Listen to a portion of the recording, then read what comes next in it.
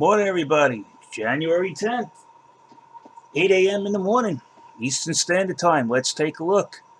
Oh, look at this big rise over here. Let's see how that happened. Oh, I can tell you right now, by just looking at the order book, that this scoundrel has added in extra trades, 1341 and 1341. If you stay here, you'll see 1341, 1341. He added in extra trades. You see this? He's transitioning from one number to another number. 1341's his. Of course, look how close it is. Look how close it is to the mid-market price as opposed to the other one. So it's weird to me, but you're gonna hear this from me.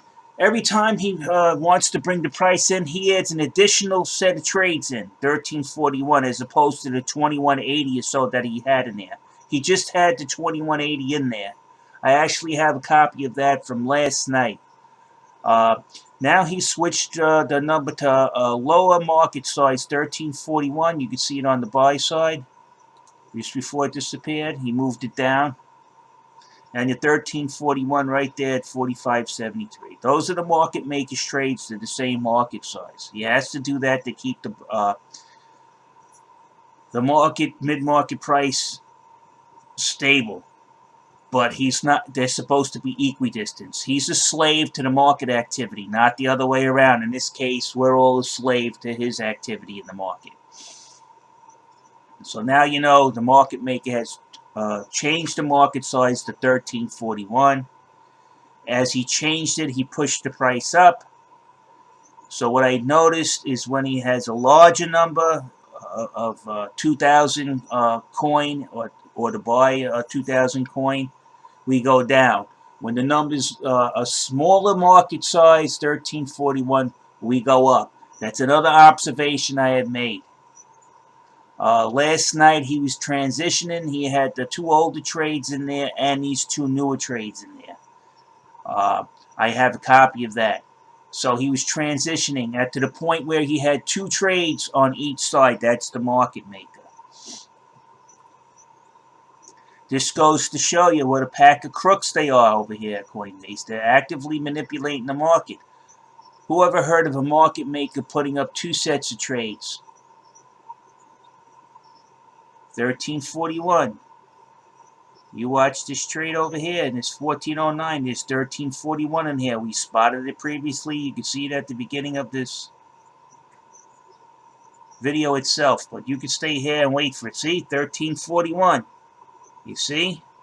Last night we caught him transitioning, and I knew he was up to something. I thought honestly he was going to bring it down to the $40 price.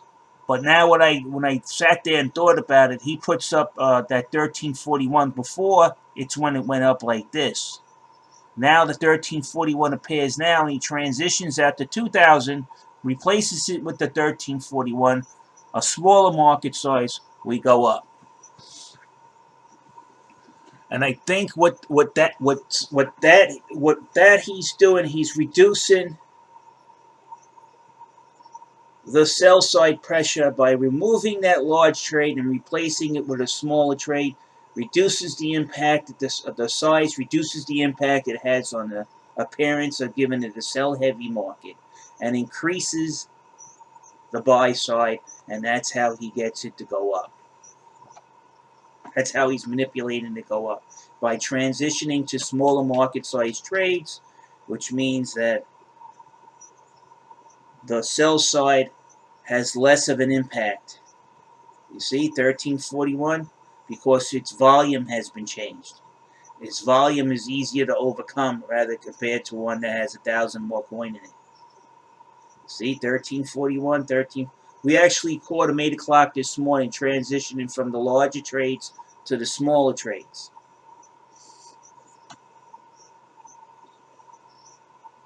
So in other words, I'm going to let it go up, but I don't want to lose control of it. But how do I do that? I got to lessen the impact of my trades. And I can bet you those two trades are still not equidistant. Let's take a look.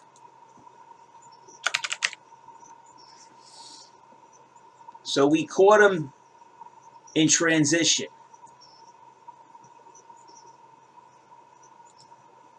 Let's see. 46.22. Very easy to see. Same exact market size. So what I'm learning from this is that when he transitions from a larger market size to a smaller market size, he intends to push the market up 25 cents.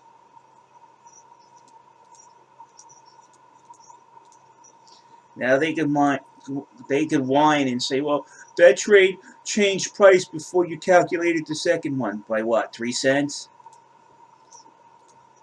2 cents? What did it transition? 2 cents? So now he has a 25% bias toward the buy side. And then you wonder how the market goes up. So yes, the market is still manipulated. I've been plastering this all over the place. I need you guys to copy this and plaster it all over the place. So far I have about 13,000 views. I want to have, it's not about the subscribers. People need to see this so they don't get ripped off. If you put enough pressure on these goons, and that's what they are, goons at Coinbase, and people stop trading on their platform and go someplace else, even if the other people are manipulating it also, at least you're dealing with a smarter person rather than these dummies who can't seem to even understand that if you're going to do something, you should cover it up if you want to keep your clients. They don't even do a good job at that, so that's why, you know, it's best to deal with the evil you know than stupid evil. All right, people, so there you go. We show that there's a buy-side bias because the market makers trades are in equidistance.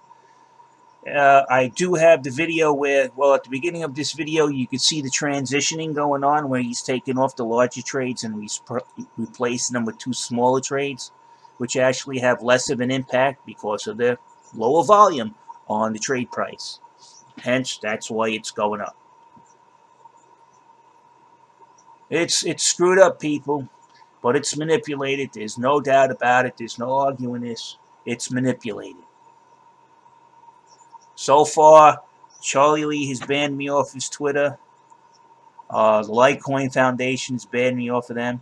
Dan Gambardella refuses to talk to me anymore after that fiasco, saying, okay, Dan, we know you work for the Litecoin Foundation, and you're telling everybody at the end of the year, 2019, that it's going to go up to 1,000.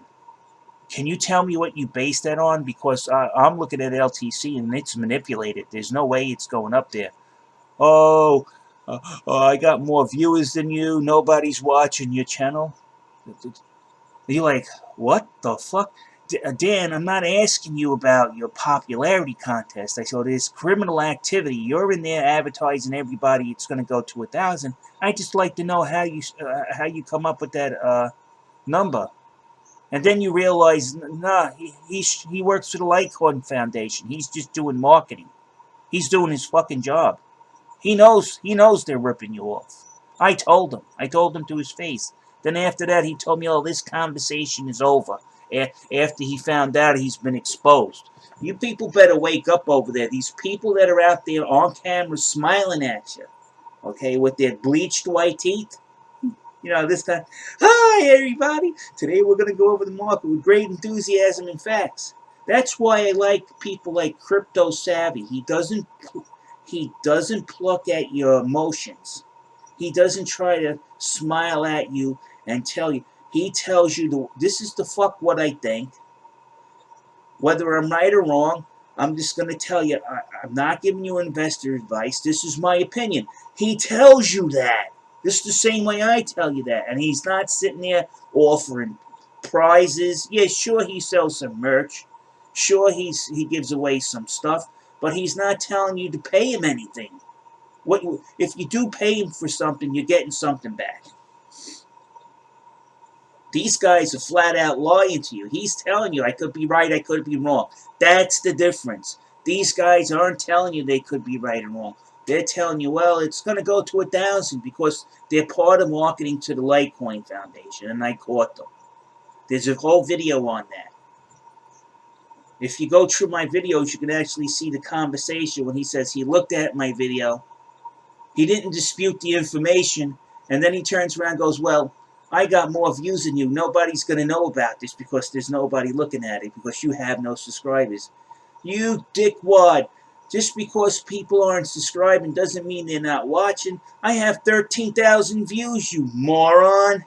You see how these people work? They work on the assumption if they control the platform, they control you, YouTube. They control you. They can sway it. That's why I keep asking for more subscribers. They see I get more subscribers. They're monitoring my channel. They know the gig is up. They'll cut the shit out. All right, people. I'm out of here. I wish the best of luck to you. But check your numbers. Look, he put that trade back in. You see?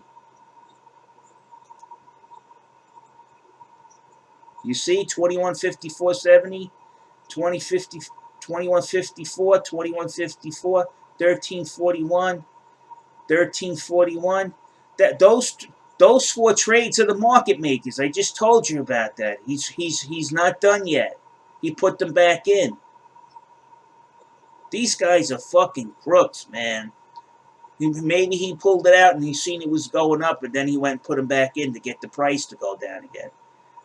But those are the market makers' trades. Now he's gone to extreme lengths of putting up 2 trades on the buy and sell side